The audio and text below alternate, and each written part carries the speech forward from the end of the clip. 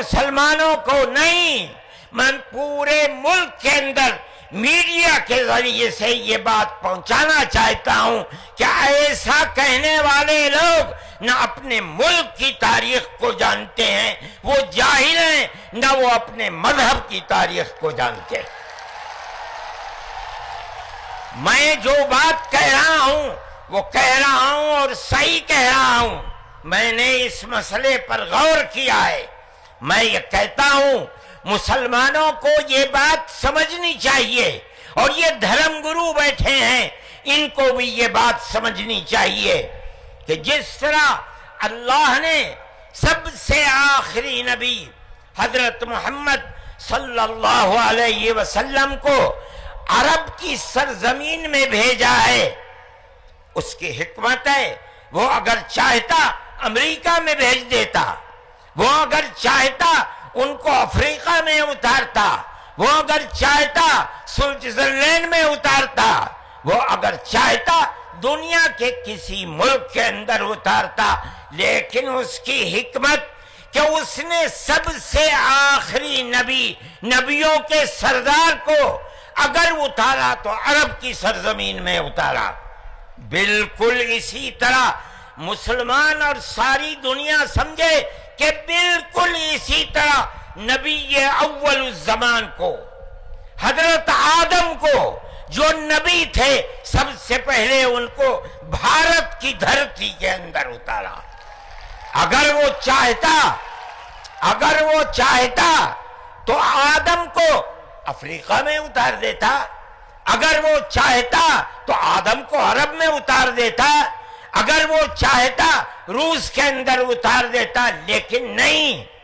وہ بھی جانتے ہیں، ہم بھی جانتے ہیں، ہمارا عقیدہ ہے، حدیث سے عقیدہ ہے کہ آدم کو دنیا میں اتارنے کے لیے اس بھارت کی دھرتی کا انتخاب کیا گیا۔ ہمارا ماننا ہے کہ دھرم وہ چیز ہے جس کو آدمی اپنے دل سے قبول کرتا ہے۔ اگر کوئی طاقت بزور و زبردستی کسی کو کسی دھرم کا پابند بناتا ہے تو وہ اس دھرم کا پابند نہیں ہو سکتا۔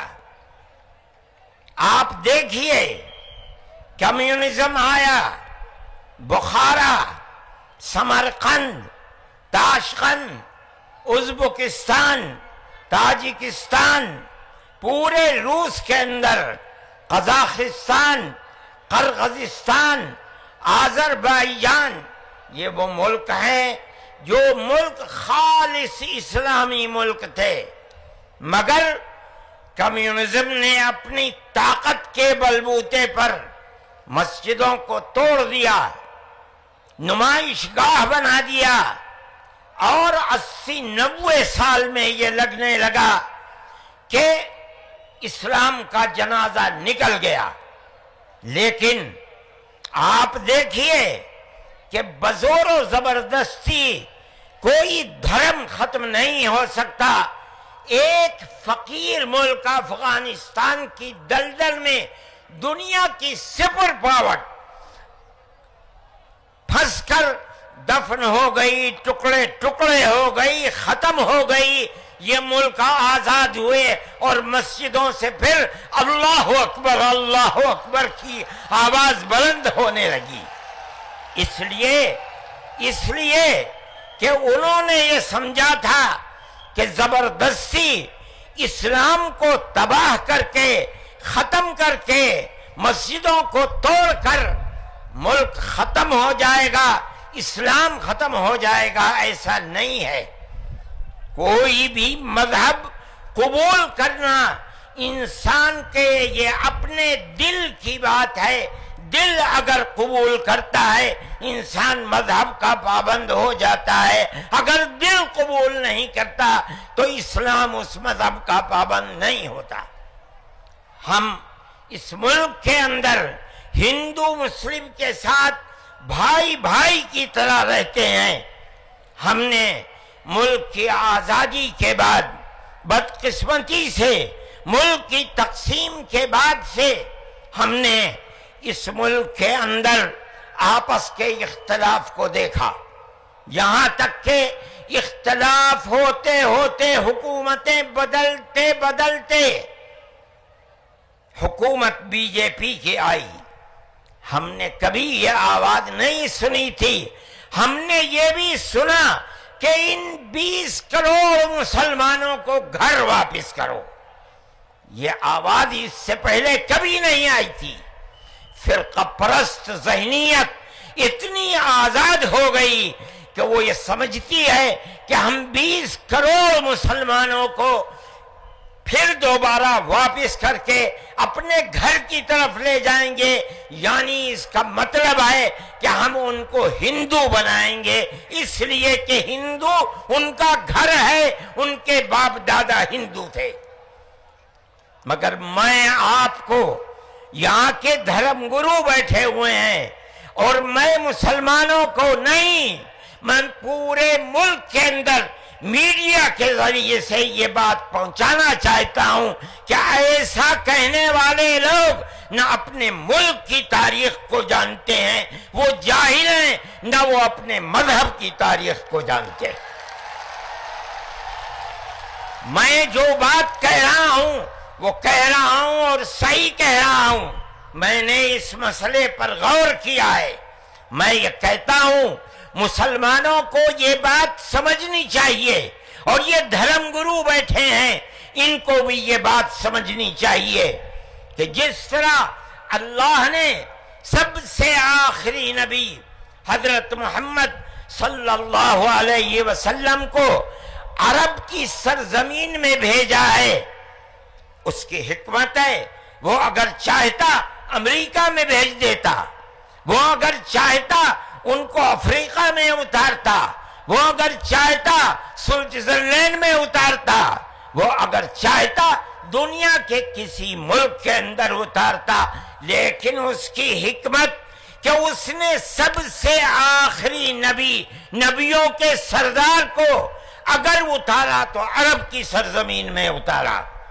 بالکل اسی طرح مسلمان اور ساری دنیا سمجھے کہ بالکل اسی طرح نبی اول الزمان کو، حضرت آدم کو جو نبی تھے، سب سے پہلے ان کو بھارت کی دھرتی کے اندر اتارا۔ اگر وہ چاہتا تو آدم کو افریقہ میں اتار دیتا، اگر وہ چاہتا تو آدم کو عرب میں اتار دیتا، اگر وہ چاہتا روس کے اندر اتار دیتا، لیکن نہیں۔ وہ بھی جانتے ہیں، ہم بھی جانتے ہیں، ہمارا عقیدہ ہے، حدیث سے عقیدہ ہے کہ آدم کو دنیا میں اتارنے کے لیے اس بھارت کی دھرتی کا انتخاب کیا گیا۔ ان کے پاس کوئی آسمانی کتاب نہیں ہے۔ میں نے بڑے بڑے دھرم گروؤں سے پوچھا کہ آدم جو سب سے پہلا آدمی ہے آسمان سے اتارا، اللہ نے اتارا، وہ آدمی کس کی پوجا کرتا تھا؟ کوئی نہیں تھا۔ دنیا کے اندر تنہا ایک آدم تھا۔ اس آدم کو کہتے کیا ہو؟ لیکن چونکہ کوئی آسمانی کتاب نہیں ہے اس لیے لوگ مختلف باتیں کہتے تھے، لیکن بڑے بڑے دھرم گرو یہاں تک پہنچے، انہوں نے کہا کہ ہم اس کو منو کہتے ہیں۔ صحیح بات ہے، ہم آدم کہتے ہیں، یہ منو کہتے ہیں۔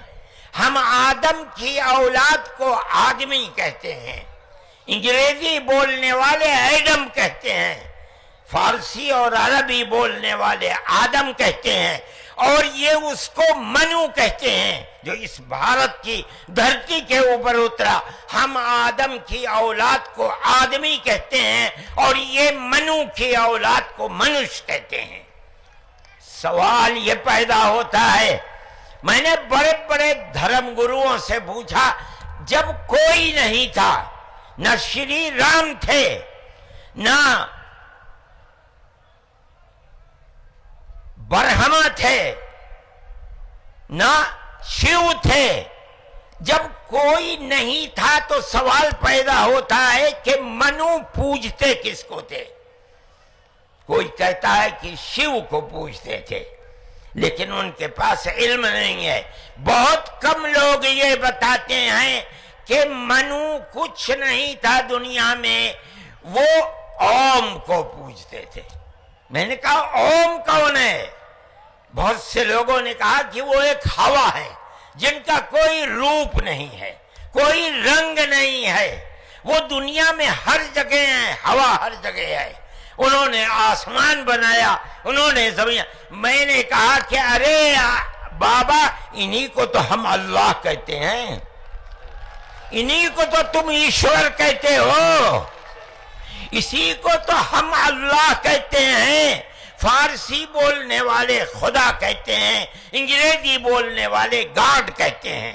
اس کا مطلب یہ ہے کہ منو ایک اللہ، منو یعنی آدم، ایک اوم یعنی ایک اللہ کو پوجتے تھے۔ یہ ہمارے ملک کی تاریخ ہے، یہ دنیا کے دھرموں کی تاریخ ہے۔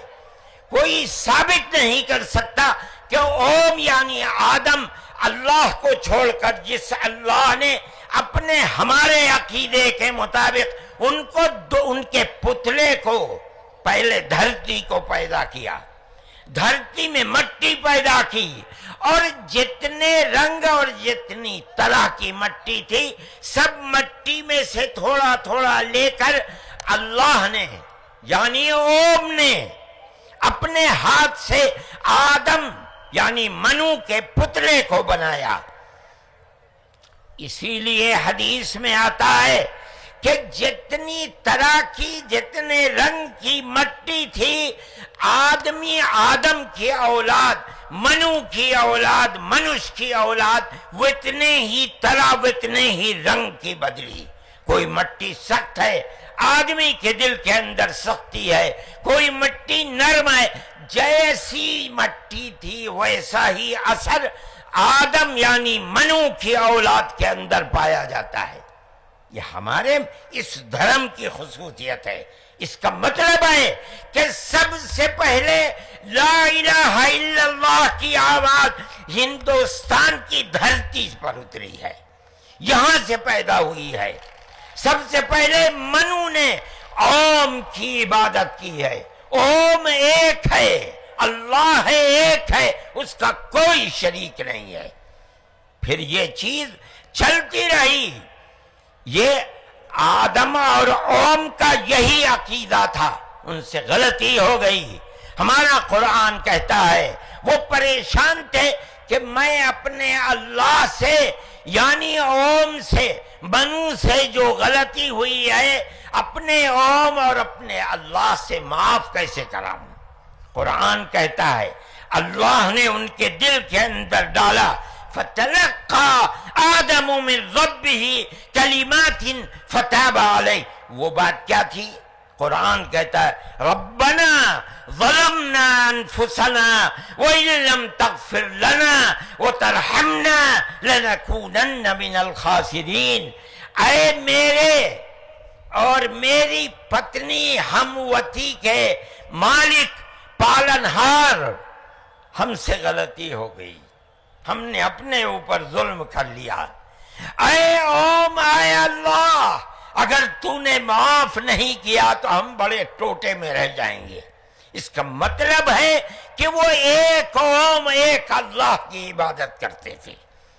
یہ اس دھرتی کی تاریخ ہے۔ نہ اس وقت شیو تھے، نہ رام تھے، نہ برہما تھے، کوئی نہیں تھا، تنہا آدم اور منو تھے۔ وہ جانتے تھے کہ ان کا پالنہار کون ہے، وہ ان کی عبادت کرتے تھے۔ پھر اس کے بعد ان کی اولاد چل پڑی اسی دھرتی کے اوپر، انہوں نے چراغ ایک اوم یعنی ایک اللہ کی عبادت کا اس بھارت کی دھرتی پر دنیا میں سب سے پہلے جلایا تھا۔ کچھ دنوں کے بعد وہ چلے گئے دنیا سے، اپنی اولاد کو یہ سبق دے کر گئے۔ ان کی اولاد جانتی تھی کہ پالنہار کون ہے۔ قرآن کے اندر دو بھائیوں کا ذکر آتا ہے، آدم کی اولاد، ایک دوسرے میں لڑائی ہو گئی، ایک نے کہا لا قتلنک، میں تجھے جان سے مار کر ہی دم لوں گا۔ یہ دنیا کے اندر ہمارے آقا حضرت محمد صلی اللہ علیہ وسلم فرماتے یہ دنیا میں سب سے پہلا قتل ہے۔ دوسرے بھائی نے کیا کہا؟ لئن بسطت الی یدک لتقتلنی ما انا بباسط یدی الیک لاقتلک، اے بھائی اگر تو مجھے قتل کرے گا، ہاتھ بڑھائے گا، میں تو تجھے قتل کرنے کے لیے ہاتھ نہیں اٹھاؤں گا۔ کیوں؟ کہتا انی اخاف اللہ، میں اس اللہ سے، اس اوم سے جو سارے جہان کا پالنہار ہے، مجھے تو ڈر لگتا ہے۔ یہ کس نے بتایا کہ اللہ ہے اوم اور وہ ساری جہان کا پالنہار؟ یہ وہی ہے جو باپ نے بتایا تھا، منو نے بتایا تھا، آدم نے سکھلایا تھا۔